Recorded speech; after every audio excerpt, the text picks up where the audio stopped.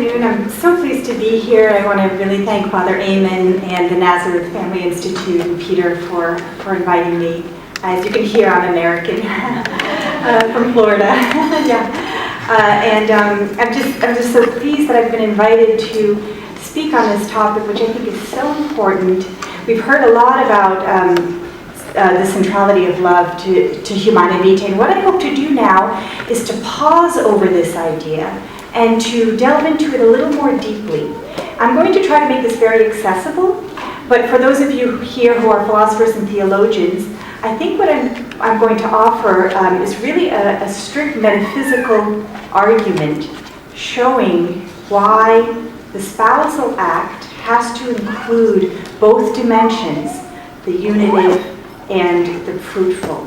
Okay, by metaphysical, by the way, if anybody's not familiar with that term, it just means going to the deep root of something, okay, the deepest being. And that's what I want to examine.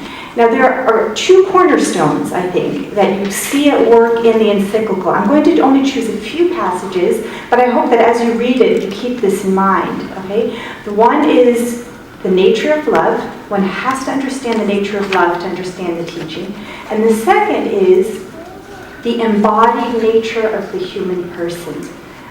William Newton mentioned the Manichaeism that's such a problem, right? The Manichaees separated body and soul. But instead, the human person is a unity of body and soul, such as John Paul II, he writes, the body is the person. Okay, so these are the two that we're going to look out for as we go along. Okay, so here we have, right at the beginning of the encyclical, Paul VI tells us that conjugal love reveals its true nature and nobility when it is considered in its supreme origin, God, who is love, the Father from whom every family in heaven and on earth is named. Okay, we have to take that very seriously. We're not going to understand the teaching unless we understand the nature of love. Now, he tells us that marriage, therefore, is not a product of chance. Okay, it's something that is designed by God for him to accomplish his plan of love. And he says, and he also says that marriage is a sacrament that is a sign of the love between the church and Christ, between God and the soul. And so he says, when these matters are placed in the proper light, we can clearly see the characteristic marks and requirements of marital love. And that's what we want to do. We want to see what the characteristic marks and then the requirements of marital love are. It is of greatest importance to have an exact understanding of these. Okay, so let's dive right in. All right, so first of all, what is love?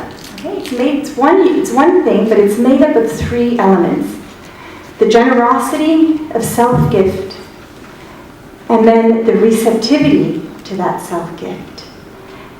Once these are mutually accomplished, we have the reality of the union of the two. Right? So love is the union that comes about through self-giving and receiving that happens on both sides. It's mutual. But it also includes another dimension, which we often miss as really being a part of love, okay, which is the fact that all giving and receiving gives life. This kind of exchange gives rise to new life. Okay, think about the exchange that you even have with a friend. You share an idea and they receive it. Something new comes to birth in the soul of the two people. We feel this even more in the case of love, okay, and think especially of the case of spousal love, of romantic love. Each person opens himself up to the other and finds himself in the love and the receptivity of the other person. Okay? As each person dies to himself to live for the other, they're born to a new life. If you think of the happiness in the souls of those who love each other, right? A new moral strength. All right, people find themselves with new energies and so forth. Okay, this is part and parcel of what love is. And you can think about this. Imagine associating this generosity of the mutual giving and receiving with death, with decay, with diminishment. You can see what a contradiction that would be. Okay, so we have these three elements. They all constitute love. Now, very interestingly, remember Paul VI says at the beginning, God who is love. Now let's look at that. What does it mean that God is love? Okay? Well, again, let's take this seriously. Let's do a philosophical analysis of this. We know that love consists in giving, receiving, and the fruit. Well, lo and behold, who is the first person of the Trinity? He is who he is through the gift of himself to the Son. Have you heard that? The kenosis of the first person of the Trinity. He pours himself out. He is pure self-gift personified. And then there we have the Son. Who is the Son? How does he come, so to speak, to be who he is? Through receiving the gift of the Father. He is the act of receiving personified, says St. Thomas Aquinas. Okay? And then, of course, the Holy Spirit is generated. The Church has defined the Holy Spirit as one who is generated by the love that exists between the Father and the Son. Now that's pretty neat to think about it, isn't it? To see that God is love. We see those three elements of love. The communion that's instituted through the giving and the receiving, and then the new life, who is the Holy Spirit. Okay, so Pope Paul VI tells us at the very beginning, we're not going to understand the teaching unless we understand that this is what marriage is. Okay, it's patterned after the being of God. Now, I'm going to use, as William Newton said so beautifully, that John Paul II is the definitive interpreter, I think, of Humanae Vitae, and I fully agree, and you're going to see that I'm going to use quite a few passages there. I've tried to note where they're from.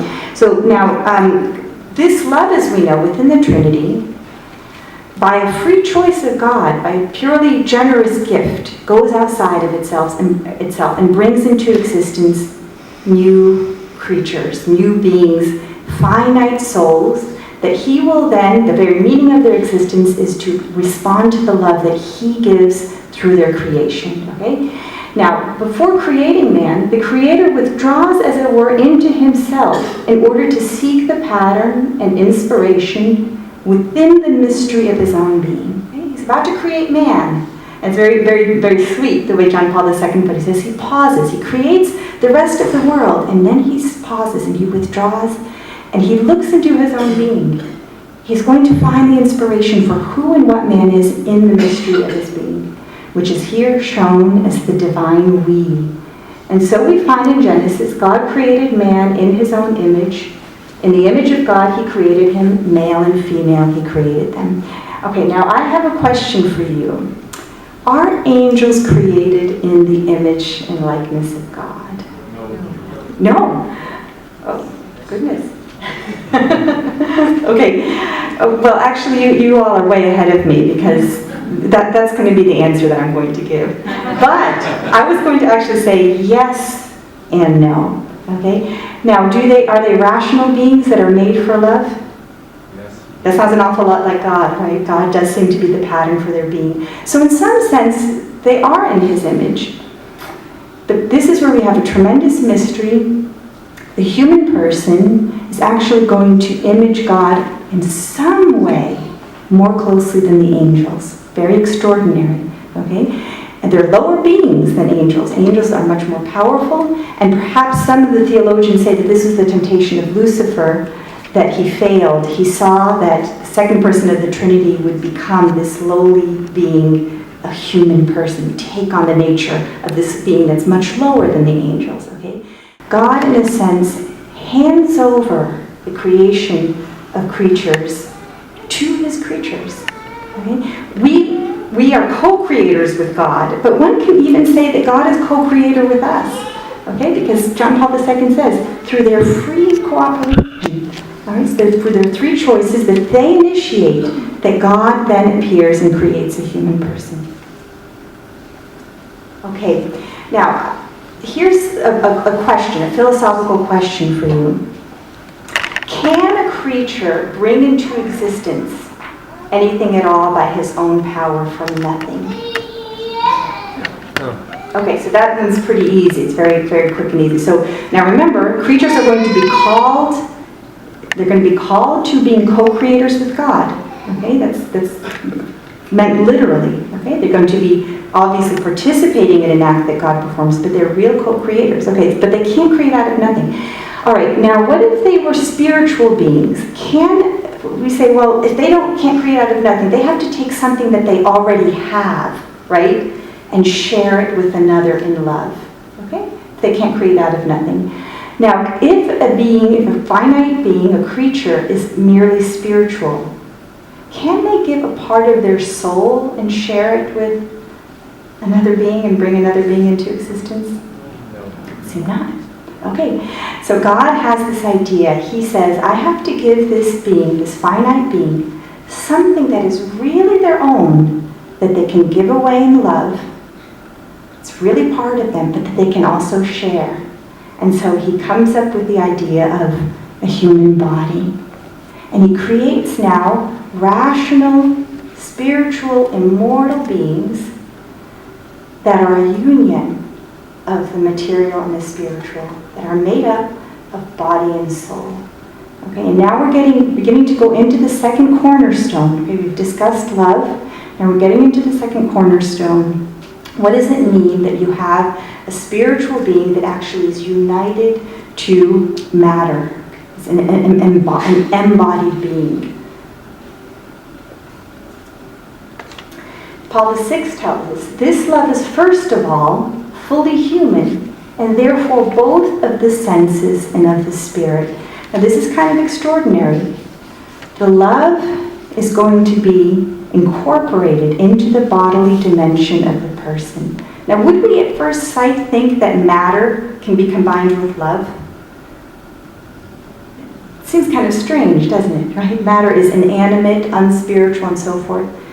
Okay, but in this miraculous invention, God actually merges the spiritual and the physical, so that now the human body, and this is very important, is taken up into a personal spiritual way of being, even while remaining material. And so John Paul II says in the passage, it's very famous, maybe you've even seen it, the body and it alone is capable of making visible what is invisible, the spiritual and the divine. It was created to transfer into the visible reality of the world the mystery hidden since time immemorial in God, and thus be a sign of it. Now, let's hold off on looking at what that mystery hidden since time immemorial is. Let's look at what it means to make visible the invisible. Okay? Now, if I say something like love is kind, have I made in some way visible or audible something invisible? My thoughts are invisible, right? But I say the words and they reach you, they become audible. Okay. Or if I gave you a rose as a token of my love, have I made visible something invisible? Yep, okay. But is that the way the body makes visible the invisible? Is it just a sign of something else? Well, John Paul II says that it's much, much more than that. He says that the body is a kind of incarnation of the soul. The soul, it's as if the soul goes through the borders of the physical world, carves a space out for itself, and actually becomes flesh. Okay? And that's why the human person has the form that it has. Imagine a human soul in the body of a pig. Would that work? Or a worm? You would say, well, no, that body is not a picture of what the human soul is. Okay? But here we see that actually the human body really does make visible the spiritual features of a rational soul. Okay? And we don't have time to pause over this, but the ability to embrace, the ability to receive, the ability to look up. No other animal, if you want to call a human person an animal, is upright and is ready to look up in a transcendent way. Okay? So this is very important now then. The body and it alone makes visible the invisible. All right, and it transfers now into the visible reality, the mystery hidden since time immemorial. Okay, what is that hidden mystery? He says the human person, in fact, by means of his corporality, his masculinity and femininity, becomes a visible sign of the economy of truth and love, which has its source in God himself and which was revealed already in the mystery of creation. Okay, now in the Old Testament, of course, God revealed himself as he who is. Okay, he already began to give us a hint of his love for us. Tremendous hints, right? But it's in the New Testament that this mystery that's hidden from all ages really comes out. God is love. Now, creating the human person as male and female, as man and woman, he created a situation in which something that's true of his being now becomes visible. A mystery now becomes tangible. Okay, and this is where I want to pause for a moment then. And we saw that the Trinity is a communion of persons. Okay? So if you say that masculinity and femininity are somehow going to mirror that communion of persons, it tells us something very important about masculinity and femininity. Right? In this gender ideology, male and female are opposites. They're hostile. Right? But what if we understand that masculinity and femininity are meant to be the revelation of the communion of persons in love within God? We immediately know that we have to interpret them quite differently. Okay? And in fact, what I would suggest is that masculinity is a kind of picture in an incarnate person of the self-giving of the Father, the one who goes out of himself in generous self-gift. That's what the masculinity is a picture of in an incarnated person. Femininity is a kind of picture or model, a symbol of the receptivity of the Son. Okay? We don't find any masculinity or femininity in God. Okay? But we find that these gestures of giving and receiving become incarnate. And there's like a physical and spiritual picture in the man and in the woman. Okay? Now, in the relationship of love, both have to give and both have to receive. But I'm just saying, in the being of the man and the woman, we see a kind of picture of these gestures of love. And in that, we see that they're actually ordained to a communion with one another. Okay? Now, we know that also this communion of love culminates in the sexual union, all right, which I prefer to refer to as the spousal union. It's not just sexual, right? It's between spouses. It's an incarnation of spousal love. So, all right, so I want to pause over that because this is the other cornerstone. Now, just as we said that the human body is an incarnation of the human soul, now what we're seeing is that the body, in its capacity for intimacy, is an incarnation of love. Okay, so I'll say that again because it's very, very important. Right? The sexual faculty, says John Paul II, right from the beginning has a spousal character. It's not first and foremost generative. He says it's first and foremost spousal. What you see in this exchange is an incarnation of what? Of the giving and receiving of love in the masculine and feminine bodies. But it's actually an incarnation of the spiritual act of spousal love that's more fundamental and is now finding an incarnation in the intimate sphere. What a different understanding of sexuality John Paul II gives us from the culture. Sex is an incarnation of love. Okay? And so it's patterned after the features of love. Giving and receiving. Okay? So keep that in mind. What's fundamental is the spiritual act of love, right? Spouses, a couple ought to fall in love before they're married. We heard the bishop speak about these arranged marriages and how sad it was. I'm glad that we've come to a new understanding of marriage, right? Love, the spiritual act of love is to be the foundation, and then it becomes incarnated in the spousal act. Okay. Now, so here we have the two gestures of love already represented up here. Femininity and masculinity are the receptivity and the giving of love incarnated in the spousal act. But what's missing still? Love is made up of three dimensions. Okay? So, in going through the features of love that Mr. Newton already put up for us, Paul VI says, and finally this love is fruitful, since the whole of the love is not contained in the communion of spouses. A very important sentence. The whole of love is not contained in the communion of the spouses. It also looks beyond itself and seeks to raise up new lives. Okay, now again, let's pause over this. All love is fruitful. And first and foremost, when the spouses fall in love, or when before their spouses even, they fall in love, they feel the spiritual soul's fruit born in their souls. Through the gift of sexuality, that love affords them, it gives them the gift of a specially close union. Okay? They take the vows, and they can be very happy, and it's a sublime moment. But do you think they experience the closeness in that moment. It's not until that those vows are consummated in the spousal act that they actually now experience their love at a completely new level. Okay? So this great gift of love becoming incarnate, communion becoming incarnate. It's very concrete, it's very specific, has specific outlines. Okay, there's also chastity within marriage, and that's what's suggested here. But what about the fruit? It also takes on a very concrete expression in this case. And what is the highest kind of fruit? A new human being comes into existence. Okay? So this is very beautiful to think about of what the body, the gift that the body is for the reality of love.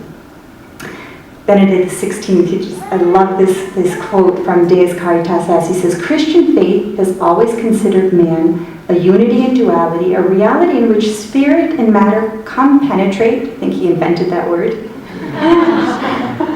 and in which each is brought to a new nobility. Isn't that beautiful? All right, we're accustomed to thinking that the soul ennobles the body. Right, that's clear. But once that exchange has taken place, it's as if the body says, okay, once you've enriched me, now I am going to enrich you with this gift. I'm going to make possible something that otherwise is not possible for creatures. Now, through the gift of themselves to each other, the love of the spouses can overflow into a gift to a new person. They give themselves in love, in and through their bodies. All right, now remember, the body is the person, so they're not just giving something, they're actually giving themselves. And this actually helped us understand why Dr. Meany's, the whole issue of IVF that Dr. Meany spoke about so beautifully. Can you imagine removing the conception of the child from this situation? Right? And that's why even children who weren't told that they were IVF conceived, psychologists see sometimes they have this sense that something like that happened because love is incarnated for the human person. And when that love is separated from its incarnation, there is a deprivation that's experienced. Okay, so we're coming to the end here now. Paul VI asks then a couple of questions. He says, all right, let's assume that people understand that this marital love is supposed to be fruitful. Okay? But why is it that each and every individual act has to be fruitful? Why can't a couple, let's say, have 10 kids and why can't they contracept in between? Isn't that enough that they're generous? Okay? The second question he asks is, it is also asked whether in view of the increased sense of responsibility of modern man, the moment has not come for him to entrust to his reason and his will, rather than to the biological rhythms of his organism, the task of regulating birth. Okay, do you all understand that objection? Well, this is just my body. I should control my body, just like I do when I'm hungry. I don't just go ahead and eat. I think whether it's time to eat. I think whether I should eat. Well, what about this biological situation of my body? Shouldn't I control my fertility rather than have it control me? Okay, can you see that question? And it's a very common question you see objectors really asking. Now, we're in a very good position now to respond to both of those. If what's happening is that the spousal act is an incarnation, each time, a concrete incarnation of love, of communion between two persons, that has connected with it a concrete incarnation of fruitfulness. Can we remove the fruit and still retain the love? Can you see that? I can repeat that, okay, because it's really the crux of the matter. This is what John Paul II, I think, illuminates throughout the theology of the body, all right? Here we have love between the spouses, which finds all sorts of expressions. The husband brings flowers home for his wife. She cooks dinner. And these exchanges bear much fruit, okay? But then there's one concrete, specific act, all right, in which they actually come together in a particularly close manner, okay? And it has a concrete fruit connected to it. What happens if you begin to dismantle that act and remove the fruit? All right? It's actually infallibly a sign that that act of coming together was not an act of real love. To some extent, it was compromised, because if it really contained the communion for which the sexual act was fashioned, it would be prepared to overflow into that fruit. And that's every single concrete act. Okay, can you see that? And now, as far as the second objection goes here, is fertility now merely a biological fact? It's an incarnation of love. So that means that this act is governed not by biology, it's governed by the law of love. Okay? So if we go on, this is the conclusion that we know, this very famous passage. He says, the Church, calling men back to the observance of the norms of the natural law, teaches that each and every marriage act must remain open to the transmission of life. Now, he says, this teaching, often set forth by the magisterium, is founded upon the inseparable connection willed by God and unable to be broken by man on his own initiative between the two meanings of the conjugal act, the unitive meaning and the procreative meaning. Now, why do you think I highlighted those two terms? All right, so he actually says they're inseparable. And does he tell us not to separate them anywhere in that passage? Does he say don't do it? He says you can't do it. Of course, we may not try. So that's what he tells us, that each one must remain open to life. Because why? If it doesn't, if they're unable to be broken, that means that if you remove the fruit, do you retain the communion anymore? You destroy the love. You see that? Okay? That's why he says you're unable to keep one and reject the other. This is no longer an act of love. And I found that the first witness testimony, I found both witness testimonies so beautiful. The first one, though, was really illustrating in a concrete manner what Paul VI is saying here. Okay, the difficulties, I've talked to many couples that when they were contracepting, they experienced a break in their union. And this is why. Because the two actually are inseparable, and we just can't break them. And if we try to break them apart, we don't keep one, we actually destroy the act as an act of love, or undermine it and compromise it as an act of love.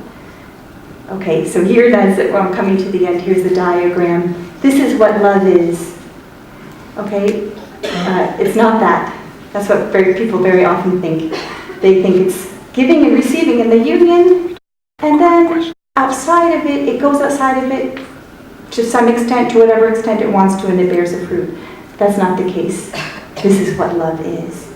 Okay? Self-giving, receiving, and the union which bear fruit. So, this is a little bit sentimental, but I thought it was kind of charming. So that's not love. There we have love.